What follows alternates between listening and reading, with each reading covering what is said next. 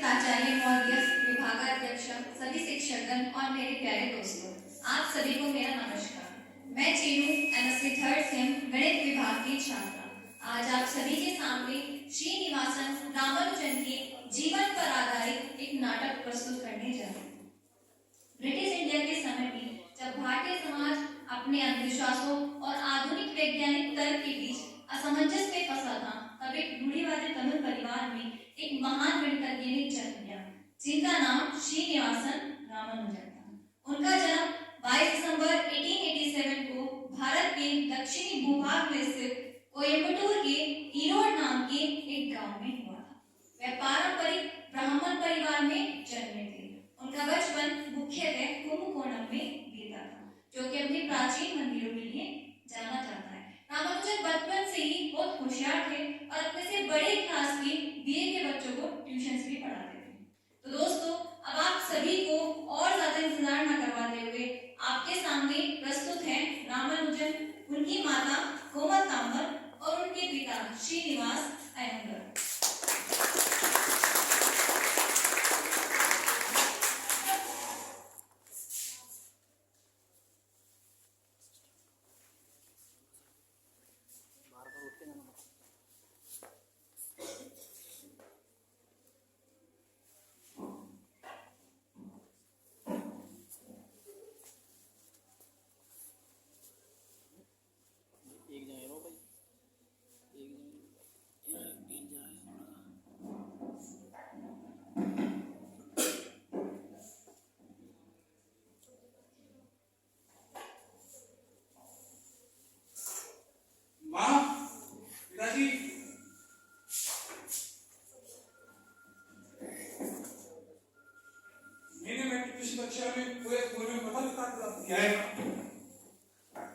अरे वाह बेटा, आज मैं बहुत प्रसन्न हूँ।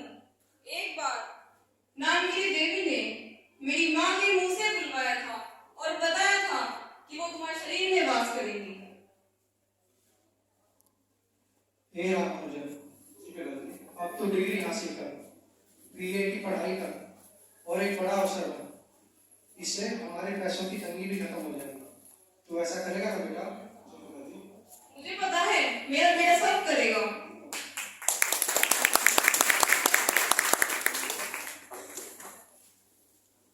के बाद रामानुजन कॉलेज में पढ़ने आ जाते हैं और स्कॉलरशिप के लिए एफए एग्जाम की प्रिपरेशन करने लगते हैं। क्योंकि रामानुजन का मन मैथ के अलावा किसी दूसरे विषय में नहीं लगता था, इसलिए मैथ्स में तो उनके 100 में से 100 अंक आ जाते थे, लेकिन बाकी विषय में वे फेल हो जाते थे। क्योंकि रामानुजन को कॉलेज में सभी सब्जेक्ट्स पढ़ने होते थे, तो उनका मन अब कॉलेज में भी नहीं लगता था। अब आप सभी के सामने वह दृश्य दिखाया जा रहा है जब रामानुजन घर से कॉलेज के लिए तो निकलते हैं, लेकिन कॉलेज न जाकर एक मंदिर में जाके सो जाते हैं और वहां उन्हें उनका एक मित्र मिलता है।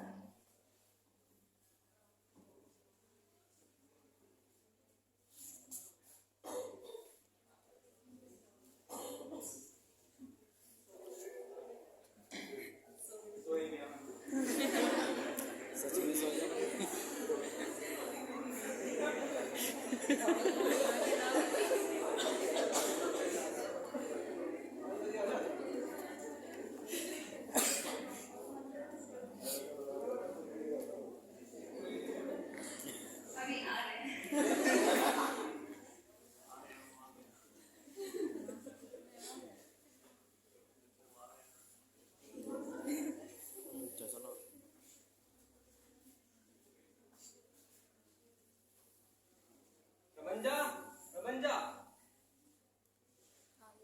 तू यहाँ क्या कर रहा है? और तू आज कॉलेज क्यों नहीं आया? तुझे पता है ना तेरी माँ ने कैसे कैसे फीस जमा की है, और तू कॉलेज छोड़कर यहाँ मंदिर में बैठा हुआ है। भाई,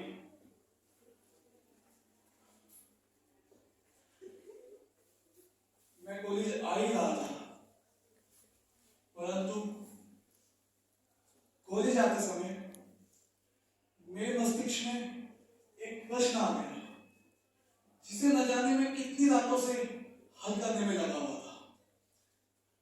जब मैं मंदिर आ रहा था तो उस प्रश्न के बारे में सोचने लगा, और सोचते सोचते मंदिर में बैठ गया और न जाने कब मैं सो गया। लेकिन भाई जब मैं सोया तो सोते सोते सपने में नाम नहीं देवी मुझे उस प्रश्न का हल बताने आई और एक सफेद रोशनी ने उस प्रश्न का हल मेरी जीप पर रखा और देख भाई देख मैंने उसे लिखा भी है। अच्छा, हाँ लिखा तो है। अच्छा, तुम्हें याद है क्या भाई? बचपन में हमारे एक शिक्षक पढ़ाया करते थे, वो पागल हो गए थे।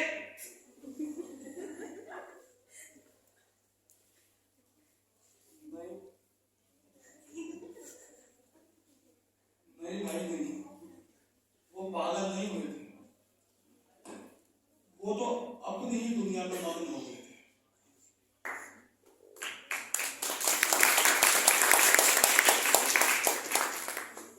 वो तो बहुत सौभाग्यशाली थे जो अपनी दुनिया में मग्न हो गए।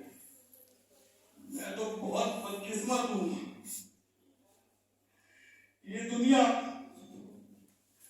मुझे मेरे अंकों की दुनिया में रहने ही नहीं देती, मुझे मेरे अंकों की दुनिया में रहने ही नहीं देती।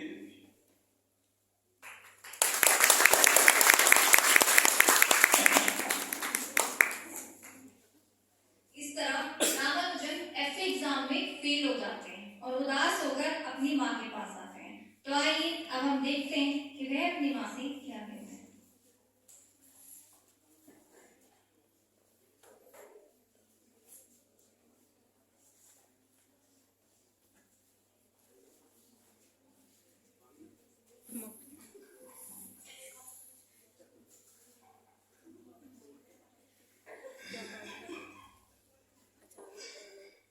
माँ, मैं फिर फेल हो गया माँ। क्या हुआ बेटा? क्या हुआ बेटा? किसी काम का नहीं है तुम्हारा बेटा। इसके बिगड़ने का कारण सिर्फ तुम ही हो। अन्य सभी सब्जेक्ट में फेल है और मात्र गणित में 100 में से 100। इसका कोई महत्व नहीं है। अरे अब बैठा बैठा रोक रहा है, चल जा यहाँ से और जाके कहीं डूब के मर जा। रमंजा, बेटा रमंजा।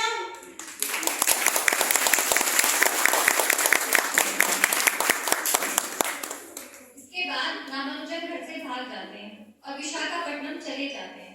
लेकिन विशाखापट्टनम में भी कोई संरक्षण न होने के कारण वह अपने घर वापस लौट आते हैं, क्योंकि रामानुजन के पास कोई डिग्री नहीं थी और उनके घर की आर्थिक स्थिति भी ठीक नहीं थी। तब एक रिश्तेदार की मदद से मद्रास के रॉयल बोर्ड में उनकी क्लर्क के पद पर नौकरी लग जाती है। तब वहाँ के हेड ऑफिसर उन्हें उनके द्वारा लिखी हुई थ्योरम्स को इंग्लैंड के मैथमेटिशियंस को भेजने को कहते हैं। तब रामानुजन एक पत्र के माध्यम से अपने थ्योरम्स को इंग्लैंड के मैथमेटिशियन जीएच हार्डी को भेजते हैं। तो आइए अब हम देखते हैं कि जीएच हार्डी ये पत्र पढ़ने के बाद क्या करता है।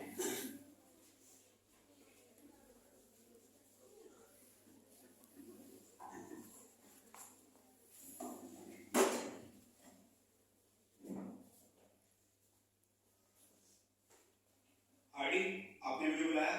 हाँ लेडी लॉर्ड, आज तुम्हें कुछ खास काम तो नहीं? नहीं, बस किसी कॉन्सर्ट में जाना है। कुछ खास काम है आपको मुझसे? हाँ लेडी लॉर्ड, आज मुझे एक पत्र मिला जो एक इंडियन क्लर्क का था। उसने केवल 12th तक की पढ़ाई की है और उसका दावा है कि उसने 50 से भी ज्यादा नहीं छोड़नी थी। एक लेटर, वो भी किसी पागल इंडियन से। इसलिए आपने मुझे रोका? रुको लेडी लॉर्ड, ये काम किसी साधारण व्यक्ति के बस की बात नहीं है। अगर हम बैठकर जांच करेंगे तो मुझे बहुत खुशी होगी। तो हार्डी, मुझे भी थोड़ा दिखाइए जो सीनियर ने भेजी है।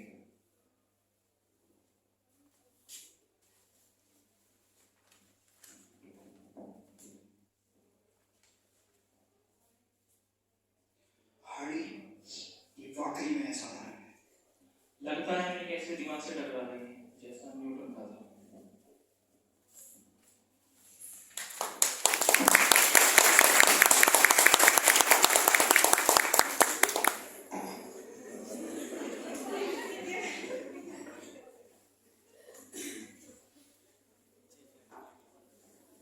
तो दोस्तों, रामानुजन हार्डी उन्हें स्पॉन्सर करने का सोचते हैं और कैम्ब्रिज यूनिवर्सिटी में अपने पास बुलाते हैं। लेकिन क्योंकि रामानुजन एक ब्राह्मण परिवार से थे और समुद्र पार नहीं कर सकते थे, लेकिन फिर भी अनेक कठिनाइयों के बावजूद और हार्डी के प्रयासों से वे समुद्र पार कर आते हैं। लेकिन क्योंकि अब रामानुजन इंडिया से इंग्लैंड आ गए हैं तो थोड़ा समय तो वो लेंगे ही। तब तक मैं आप सभी को संख्याओं के जादूगर रामानुजन के ऊपर एक कविता सुनाना चाहूंगी। जीनियस तो बहुत हुए, जीनियस तो बहुत हुए, पर आप जैसा कोई नहीं। जीनियस तो बहुत हुए, पर आप जैसा कोई नहीं। रहस्य उजागर हुए, रहस्य उजागर हुए, पर अनंत जानने वाला कोई नहीं। प्राकृतिक संख्याओं का अनंत योग ऋणात्मक जान सकता है भला कोई, जान सकता है भला कोई। रक्त के साथ साथ अंत बहे जिसकी रगों में 1729 जैसी मनहूस संख्या की खूबसूरती बयां करता कोई। सचमुच आप जैसा कोई नहीं, आप जैसा कोई नहीं।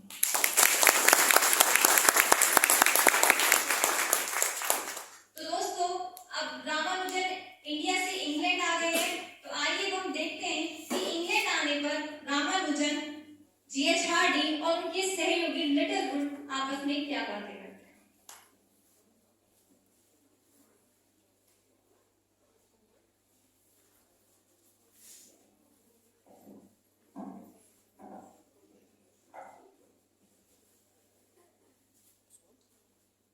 आओ रामानुजन,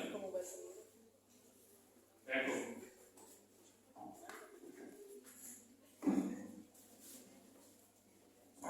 सर, ये मेरी पूरी जिंदगी की मेहनत है जो मैं आपके हाथ में दे रहा हूं।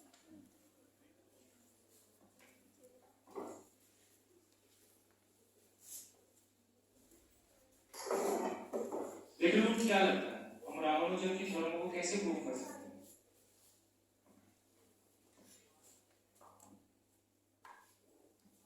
हार्डी, अगर मैं इन थ्योरम्स को प्रूफ करने में लगा तो इसमें मेरा पूरा जीवन व्यतीत हो जाए। मेरे पास मेरी खुद की रिसर्च के लिए समय नहीं है। मैं लिटिलवुड की बात से सहमत हूँ, पर रामानुजन, मैं आश्चर्यचकित हूँ कि तुमने बिना प्रूफ किए डायरेक्ट रिजल्ट कैसे निकाले।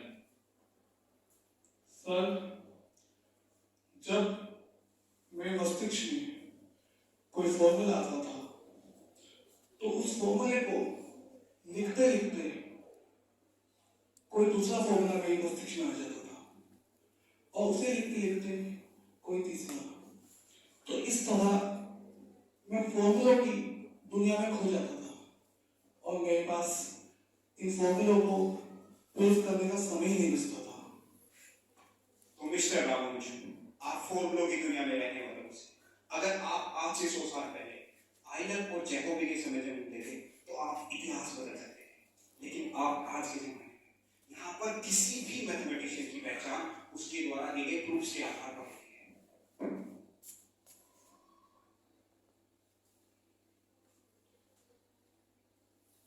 तो आपको मेरी मैथमेटिकल एबिलिटीज पे शक है? नहीं नहीं रामानुजन, तुम केवल फॉर्मूले लिखते रहो, उसको प्रूव करने की जिम्मेदारी मेरी और लिटिलवुड की होगी।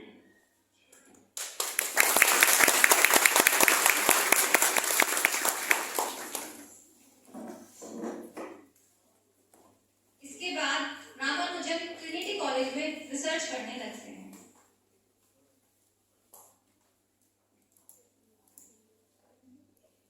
रामानुजन, क्या कर रहे हो? पाई की वैल्यू निकालने के लिए मॉडुलर इक्वेशन का यूज कर रहे हो? मैं आज लंदन जा रहा हूँ। मैं आज पहली बार तुम्हारा काम लंदन मैथमेटिकल सोसाइटी में प्रस्तुत करूंगा। मैं कल तक आता हूं।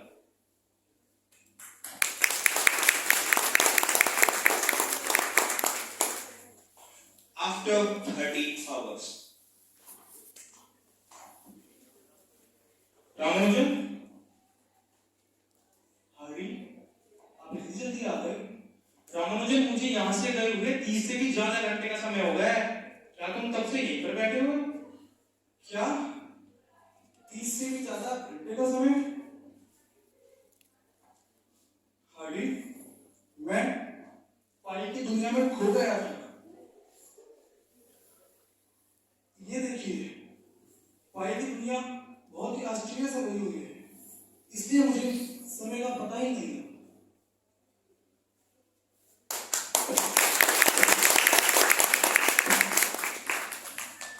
दोस्तों, क्योंकि रामानुजन शाकाहारी थे और प्रथम विश्व युद्ध के कारण उन्हें वहां शाकाहारी भोजन नहीं मिल पा रहा था, इसके चलते उनका स्वास्थ्य खराब हो जाता है। क्योंकि रामानुजन एक इंडियन थे, तो वहां के काफी मैथमेटिशियंस रामानुजन से ईर्ष्या करते थे और प्रयास करते थे कि Ramanujan fellow of the royal society के मेंबर न बन जाए। इसके चलते हार्डी रामानुजन की मदद भी नहीं कर पा रहे थे। लेकिन क्योंकि रामानुजन इसके चलते डिप्रेशन में भी चले जाते हैं और इसी डिप्रेशन के चलते वह रेल की पटरी पर सुसाइड करने की भी कोशिश करते हैं, लेकिन बच जाते हैं। क्योंकि रामानुजन का खराब स्वास्थ्य है, तो वह एक हॉस्पिटल में एडमिट हो जाते हैं। तब हार्डी एक खुशखबरी लेकर रामानुजन के पास जाते हैं। तो आइए अब हम देखते हैं कि हार्डी रामानुजन के पास क्या खुशखबरी लेकर आते हैं।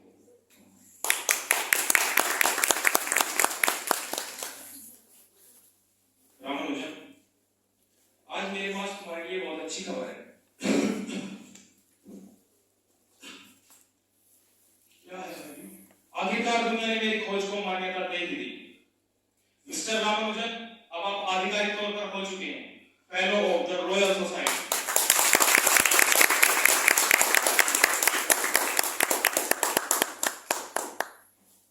रामानुजन, अब तुम उन 464 वैज्ञानिकों की सूची में जगह पा चुके हो जहां पर जाना किसी भी साइंटिस्ट के लिए एक ग्रेट एक्सप्लोरर होता है। कांग्रेचुलेशन रामानुजन।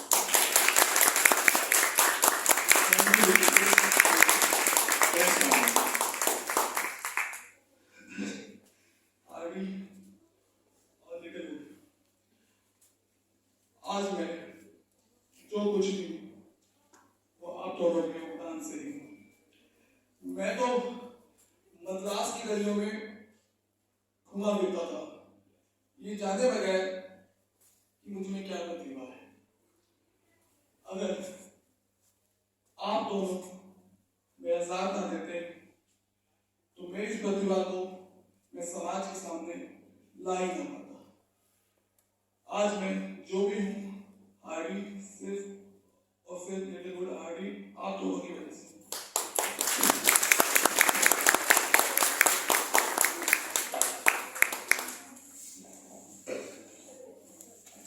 दोस्तों, आप सभी ने हार्डी रामानुजन नंबर के बारे में तो सुना ही होगा। तो आइए अब हम देखते हैं कि उस नंबर के पीछे क्या कहानी है।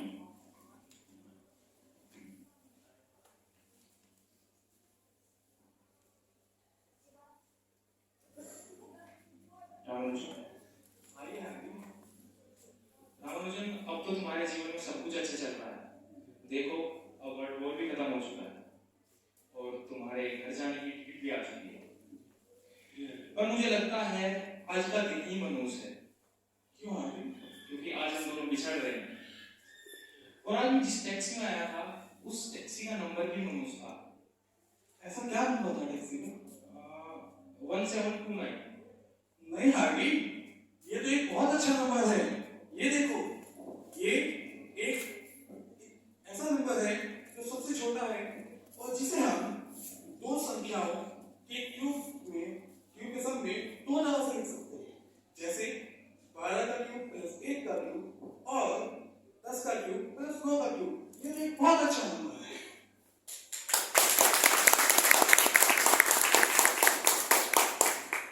दोस्तों, इसके बाद रामानुजन अपने घर आ जाते हैं, लेकिन उनका स्वास्थ्य तब भी ठीक नहीं होता है और वह रिसर्च करना नहीं छोड़ते हैं। आप सभी ने ब्लैक होल थ्योरी के बारे में तो सुना ही होगा। वह थ्योरी रामानुजन की दी हुई थी कि रामानुजन घर आकर अपनी पत्नी जानकी से क्या बातें करते हैं।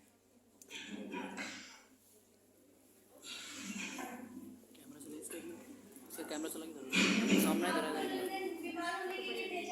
इसका स्पेस फुल हो गया।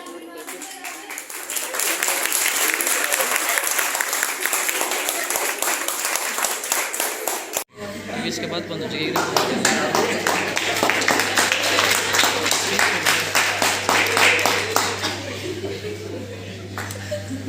जानकी, मैंने तुम्हें लंदन में बहुत याद किया।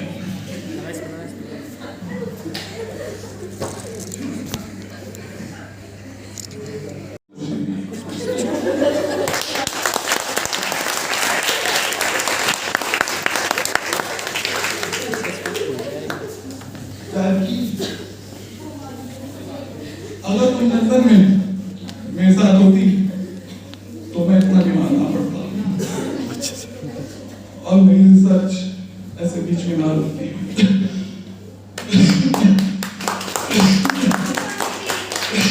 पानी कीजिए आप। और मैं अभी आती हूँ, आप आराम कीजिए।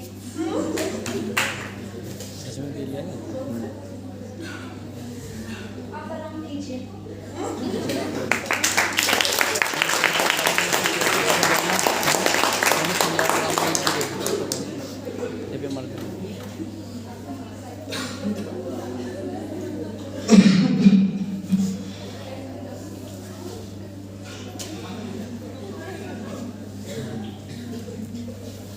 जानकी, जानकी, क्या हुआ आपको?